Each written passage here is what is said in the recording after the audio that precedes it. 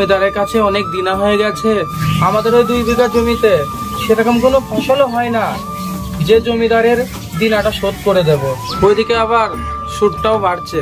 তুমি এত চিন্তা করো না, দেখবা উপরওয়ালা যখন দেবে আমাদের ওই 2 বিঘা জমিতে ফসলে ভরিয়ে দেবে। সে কপাল কি আছে আমাদের? উপরবেলা যে কবে দেবে? আরে দেবে তো বটে, কখন কোন সময় দেবে বলে দেবে। ঠিক আছে, চলো ঘরে চলো।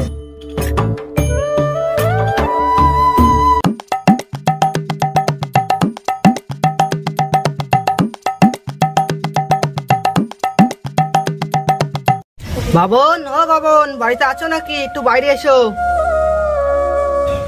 কি জমিদার বাবু, আপনি আমার বাড়িতে? আমাকে ডেকে পাঠাতে পারতেন, আমি নিজেই যেতাম আপনার বাড়ি। খুব জরুরি দরকার, তাই নিজেই চলে আসলাম। আমার সাথে জরুরি দরকার? আসুন আসুন, ভিতরে আসুন। বাবন, তুমি এখানেই দাঁড়াও, আমি বলছি। আরে আমার কাছে অত সময় নেই। জমিদার বাবু, আপনি যা ঠিক ভাবছেন বলুন তাহলে। তোমার ওই 2 বিঘা জমি আমার লাগবে। এ কি বলছেন জমিদার বাবু? আমার জায়গা জমি বলতে ওই 2 বিঘা জমি আছে, বাকি সব ঋণের দায়ে ছেড়ে দিতে হয়েছে। আরে আরে ভয় করছো কেন? আরে ওইটা আমি কিনবো, কেড়ে নেব না। আরে আপনি তো জমিদার, আপনার তো জমি জায়গার কথা, আপনি কেন আমার জমি কিনতে যাচ্ছে? এটাই তো আমার শেষ সম্বল। আরে ওই জমিটা আমি একটা বাড়ি বানাবো, ওই জমিটা তোমাকে আমায় দিতে হবে। জমিদার বাবু, ওই জমি আমি আপনাকে দিতে পারবো না, ওই জমিটাই আমার শেষ সম্বল। ঠিক আছে, দেখা যাবে।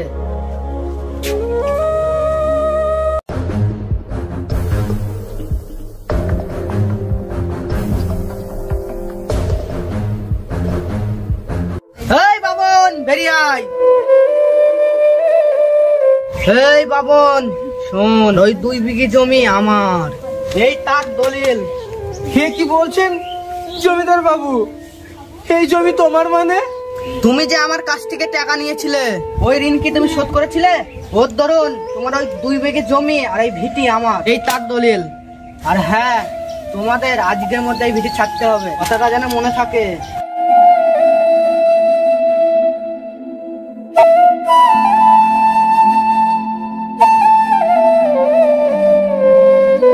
হ্যাঁ গো, জমিদার মশাই কি বললো? গিন্নি, জমিদার মশাই আমাদের মিথ্যা মামলায় ফাঁসিয়ে আমাদের জমি জায়গা সব ওর নামে করে নিয়েছে, আর বলে গেছে আজকের মধ্যে এই ঘর ছাড়তে হবে। তাহলে এখন কি হবে? আমরা থাকবো বা কোথায়? আমরা খাবো বা কি? কোথায় আর থাকবো? চলো কোন এক গাছতলায় থাকতে হবে, সবই আমাদের দুর্ভাগ্য। চলো এখনই বেরিয়ে পড়ি।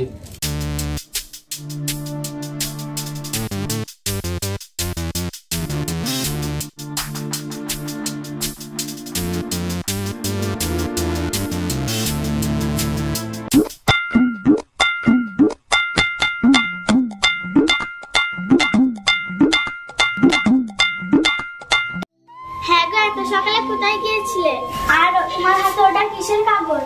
আরে গিয়েছিলাম ওই বাবনের বাড়ি। বাপনের বাড়িতে এত সকালে কি দরকার ছিল?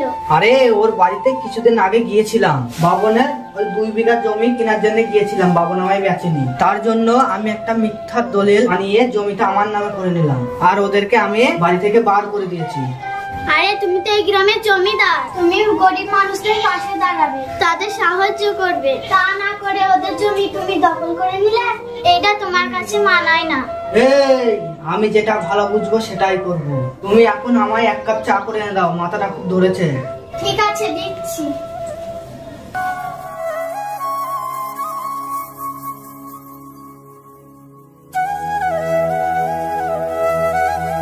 বাবা, এত দুঃখী মন নিয়ে কোথায় যাচ্ছে? জমিদার আমাদের মিথ্যা মামলায় ফাঁসিয়ে আমাদের ভিটে জমি ওর নামে করে নিয়ে আমাদের বাড়ি থেকে তাড়িয়ে দিয়েছে। আমরা এখন নিঃস্ব, কোথায় থাকবো বুঝে উঠতে পারছি না। আরে তা তুই দুঃখ করছিস কেন? আমার তো কিছুই নেই, আমি কই দুঃখ করছি না। তুই চল আমার সাথে আমার বাড়ি। ওপরবেলা মনে হয় ওই 2 বিঘে জমির দরুন সারা প্রকৃতি আমার নামে লিখে দিয়েছে। ঠিক আছে চলুন।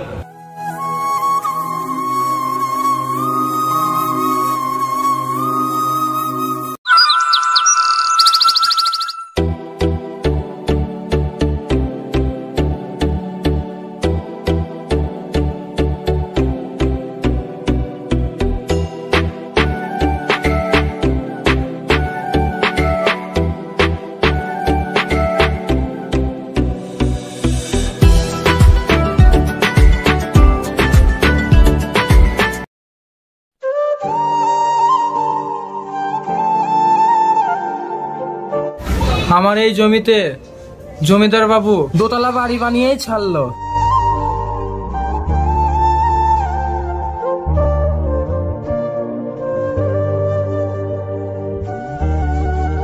আপনি কে? কাকে বলে গোলাপ ছিটছ? আর কাকে বলে এই বাড়িতে ঢুকলে? এই ভিটা আমার, আর এই গোলাপ গাছও আমার। কই যখন জমিদার আমার এই জমিটা আমার কাছ থেকে কেড়ে নিয়েছিল, কই তখন আমি তো চিৎকার করিনি। আমি একটা গোলাপ ছিঁড়েছি বলে তুমি এত চিৎকার করছো কেন? কি বলিস তুই? এই গোলাপ আর এই গোলাপ গাছ তোর? চল জমিদারের কাছে চল।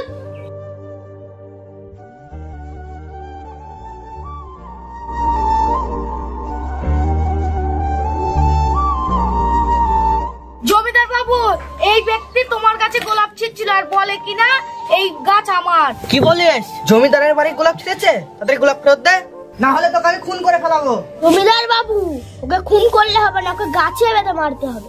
জমিদার বাবু, আমি আপনার কাছে এই গোলাপটা ভিক্ষা চাচ্ছি। আমার মনে হয় এই ব্যক্তি পাক্কা চোর। আপনি ঠিকই বলেছেন, আপনি চুরি করে হয়ে গেলেন সাধু, আর আমি সবকিছু ত্যাগ করে হয়ে গেলাম চোর। কি বলিস বেয়াদব? আমি চোর? ওকে বন্দি করো। চল।